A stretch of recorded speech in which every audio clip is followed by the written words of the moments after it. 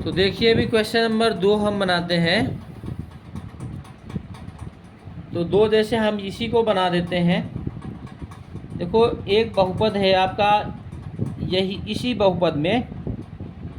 तो देखो यहाँ पे हम लिखते हैं 4x² प्लस का 9y² प्लस का 16z² प्लस का 12xy और प्लस का 24yz और प्लस का 16xz। ये बहुपद है, इसके गुणनखंड ज्ञात करना है।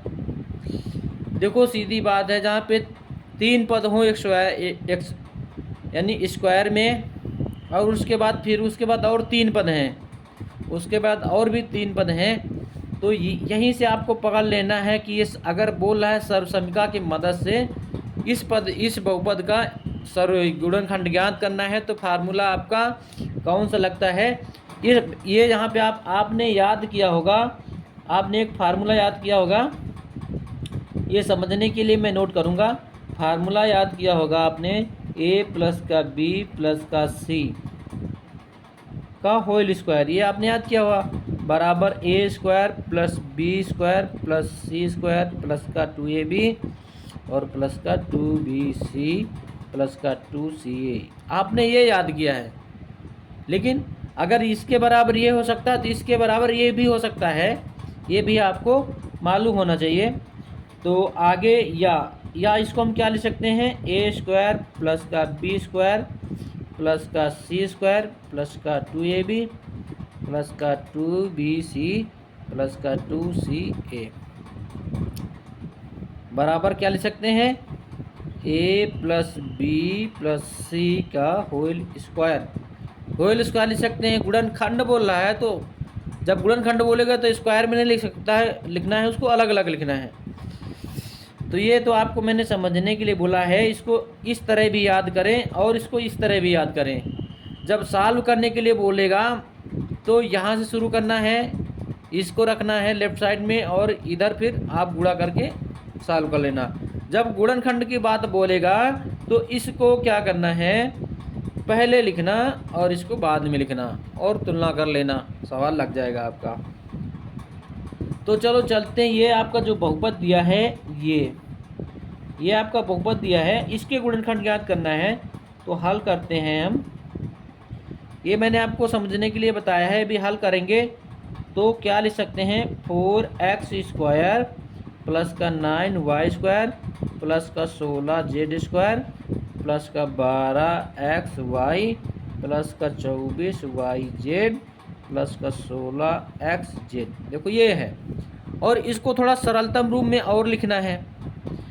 किस रूप में, a² b² प्लस c² के रूप में लिखना है। तो इसको क्या लिख सकते हैं, या और माने अथवा, या इसको क्या लिख सकते हैं, 2x² और प्लस का 3y² और प्लस का 4z² और प्लस का, अभी यहाँ पे देखो, यहाँ पे 2ab के रूप में आपको लिखना है। यानी यहाँ पे a हो गया, b हो गया, c हो गया, आपको abc मिल गया। abc मिल गया तो क्या लिखोगे, 2ab मतलब 2x और 3y, फिर bc तो 2.3y और c की जगह पर क्या लिखेंगे, 4z, फिर प्लस क्या लिखेंगे, bc के बाद ca लिखना तो 2.4z.2x। यहाँ पे थोड़ा आपको दिखाई नहीं दे रहा होगा। तो देखो ये बराबर ये हो गया, ये हो गया। देखो चूंकि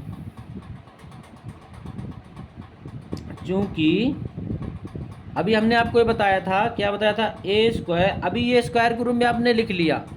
जैसे फार्मूला सेम लिख दिया, खाली a और b के मान चेंज हैं। चूँकि a² प्लस का b² प्लस का c² प्लस का 2ab प्लस का 2bc प्लस का 2ca बराबर क्या होता है, a प्लस b प्लस का c, एक ब्रैकेट में, दूसरे में a प्लस का b प्लस का c दूसरे ब्रैकेट में। यानी इसको गुणा करने पर ये आता है, ये गुणनखंड है, ये गुणनफल है। ये गुणनखंड है और ये क्या है, गुणनफल है।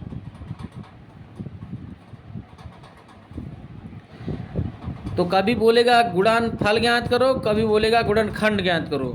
जब गुणनखंड करने के लिए बोलेगा तो इसके बराबर इतना याद करना, जब गुणनफल करने के लिए बोलेगा तो इसको इधर रखना और आगे जाके हल कर लेना।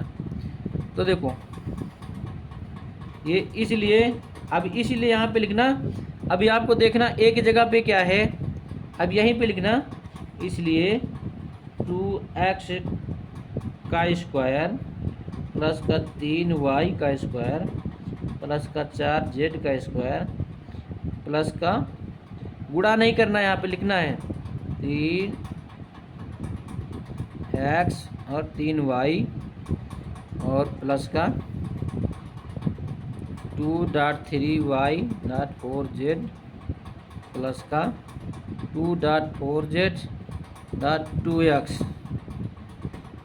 इसलिए इसके बराबर देखो, इससे इसकी तुलना किया, ए यहाँ पे आ गया, इसकी इससे तुलना करो, इसकी इसके तुलना करो और सी के इससे तुलना हमने किया। बाकी देखो 2 मिल रहा है, ए की जगह पर 2x है, यानी सेम